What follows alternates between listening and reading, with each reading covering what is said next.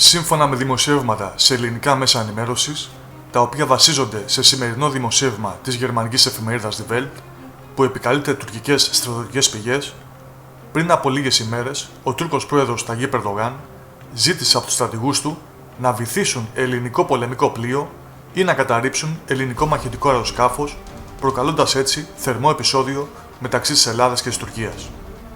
Συγκεκριμένα, στο δημοσίευμα αναφέρεται ότι αρχικά ο Τούρκος πρόεδρος ζήτησε τη βύθιση ενός ελληνικού πολεμικού πλοίου, χωρίς όμως να υπάρξουν πολλές ανθρώπινες απώλειες, αλλά οι στρατηγοί του αντέδρασαν και αρνήθηκαν να υπακούσουν τις εντολές του.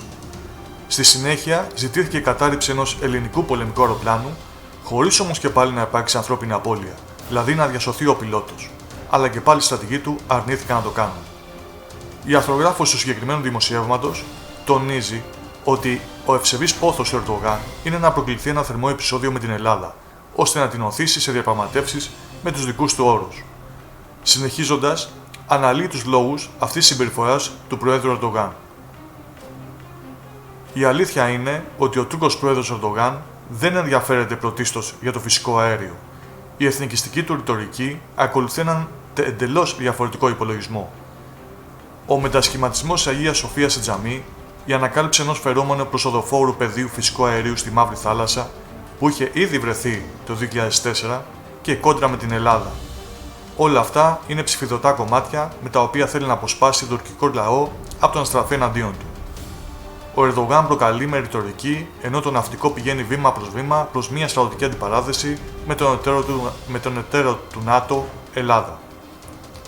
Σε ανταπόκριση του από το Βερολίνο, ο δημοσιογράφος του τηλεοπτικού σταθμού Open, Παντελής Βαλασόπουλος, αναφερόμενος στο αποκαλυπτικό δημοσίευμα της Die Welt, επισήμανε τα εξής.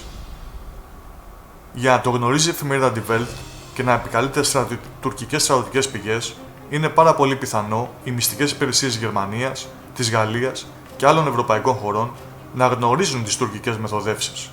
Γι' αυτό ακούμε συχνά τις τελευταίες μέρες πως υπάρχει μεγάλη ανησυχία στην Ευρώπη για θερμό επεισόδιο. Γι' αυτό υπάρχει μεγάλη κινητοποίηση της Γαλλίας που στέλνει αεροπλανοφόρους στην Ανατολική Μεσόγειο. Γι' αυτό και βλέπουμε και τη στροφή της Γερμανίας απέναντι στην Τουρκία που επιλέγει να σκληρύνει τη στάση της. Γι' αυτό είδαμε και τις προειδοποιήσεις για τις κυρώσεις. Όλοι στην Ευρώπη φαίνεται πως γνωρίζουν τα τρελά σχέδια του Ερντογάν, γνωρίζουν πως πάμε για πόλεμο, πως βρισκόμαστε ένα βήμα πριν από το θερμό επεισόδιο, επειδή ο Τούρκος πρόεδρος θέλει να στηρίξει την εξουσία του τα επόμενα χρόνια. Όπως είναι εύκολα κατανοητό, η κατάσταση όσον αφορά τις ελληνοτουρκικές σχέσεις είναι πολύ μπλεγμένη, δύσκολη και τεταμένη από την επιθετικότητα και αλαζονία του πολιτικού συστήματος στην Τουρκία, το οποίο φαίνεται ότι είναι διατεθειμένο να επιτεθεί σε μια ευρωπαϊκή χώρα, σε μια χώρα της Ευρωπαϊκής Ένωσης. Ας ελπίζουμε ότι οι Τούρκοι στρατηγοί έχουν περισσότερο μυαλό και αξιοπρέπεια από τους Τούρκους πολιτικούς.